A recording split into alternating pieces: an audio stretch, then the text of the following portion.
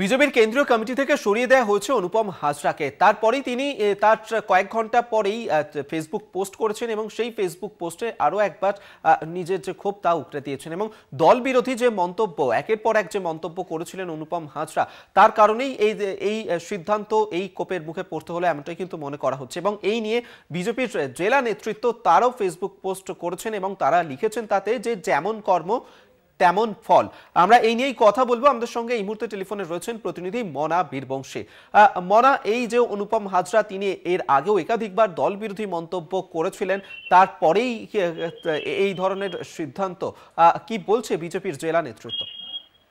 দেখো, বিজেপির জেলা নেতৃত্ব বলতে আমি যার সঙ্গে কথা বলেছিলাম তিনি যেটা জানাচ্ছেন, তিনি হচ্ছেন ধ্রুব সাহা, বীরভূমের বিজেপির সাংগঠনিক জেলা সভাপতি। তিনি বলছেন অনুপমের এই যে সম্প্রতি যে ঘটনা ঘটেছে, অনুপমকে জাতীয় সম্পাদক পদ থেকে সরিয়ে দেওয়া হয়েছে, তার কেন্দ্রীয় নিরাপত্তা প্রত্যাহার করা হয়েছে, এই সামগ্রিক বিষয় নিয়ে বিজেপির বীরভূম জেলার সাংগঠনিক সভাপতি ধ্রুব সাহা যেটা বলছেন সেটা হচ্ছে যেমন কর্ম তেমন ফল। বাঁদরের গলায় মুক্তোর মালা থাকলে যেটা হয় আর কি, অর্থাৎ অনুপমের বিরুদ্ধে যে একটা চূড়ান্ত অসন্তোষ, চূড়ান্ত ক্ষোভ ধ্রুব সাহা সেটা কিন্তু উগড়ে দিচ্ছেন, সেটা কিন্তু বলা যেতে পারে। পাশাপাশি ধ্রুব সাহা এটাও বলছেন যে ইতিমধ্যেই অনুপমকে দিল্লির যে বাংলো, সেই বাংলো ছাড়ার নির্দেশ কেন্দ্রীয় বিজেপির শীর্ষ নেতৃত্ব দিয়ে দিয়েছে। অর্থাৎ অনুপমের এই মুহূর্তে কি অবস্থান হবে সেটা অনুপম নিজে বুঝবে। আসলে অনুপম তৃণমূলের ছিল, ও বিজেপির ঘটনাটা বুঝতে পারেনি, এমনটাই কিন্তু বীরভূম জেলা বিজেপি নেতৃত্বের বক্তব্য।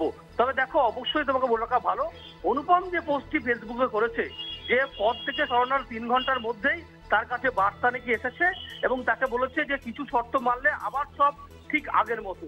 তারপরে যেটা লিখেছেন যে সাধারণ মানুষের উপরে ছেড়ে দিয়েছেন যে তাহলে কি করা উচিত, পরবর্তীকালে আবার সাধারণ মানুষের মতামতটাও তিনি উজ্জ্বল করে নিয়েছেন।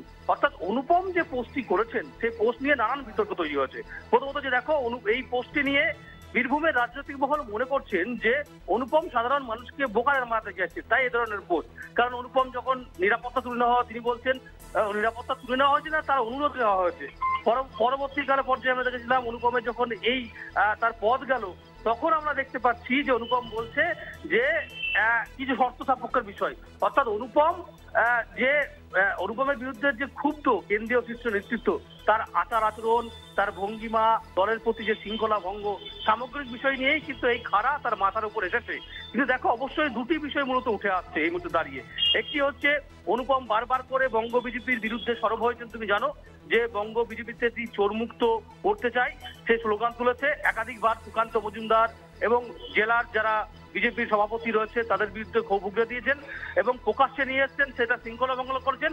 অন্যদিকে কেন্দ্রীয় শীর্ষ নেতৃত্ব বুঝতে পেরেছেন অনুপম যে একেবারেই শূন্য, তার সংগঠনের দিক থেকে সে কিন্তু দুর্বল, সুতরাং অনুপমকে নিয়ে কোনো কাজ হবে না, এটাও কিন্তু শীর্ষ নেতৃত্ব বুঝতে পারছেন। এমনটাই রাজনৈতিক মহল মনে করছে এবং স্বাভাবিকভাবেই অনুপমের মাথার উপরে এই খাড়া উঠে এলো, এমনটা বলা যেতে পারে। একেবারে এদিকে আমাদের নজর থাকবে। আপাতত ধন্যবাদ। মনা বীরবংশী আমাদের সঙ্গে টেলিফোনে ছিলেন এবং বিজেপির জেলা সভাপতি ধ্রুব সাহা তিনি ঠিক কি প্রতিক্রিয়া দিয়েছেন এই অনুপম হাজরাকে সরিয়ে দেওয়ার পর শোনাবো। বলছি ধ্রুবদা, অনুপম হাজরাকে জাতীয় সম্পাদক পদ থেকে সরিয়ে দিয়েছে, কি বলবেন? যেমন কর্ম তেমন ফল। বঞ্চিত লোকেদের ভাগ্য ঠিক করতে গিয়ে নিজে বঞ্চিত হয়ে গেছেন না।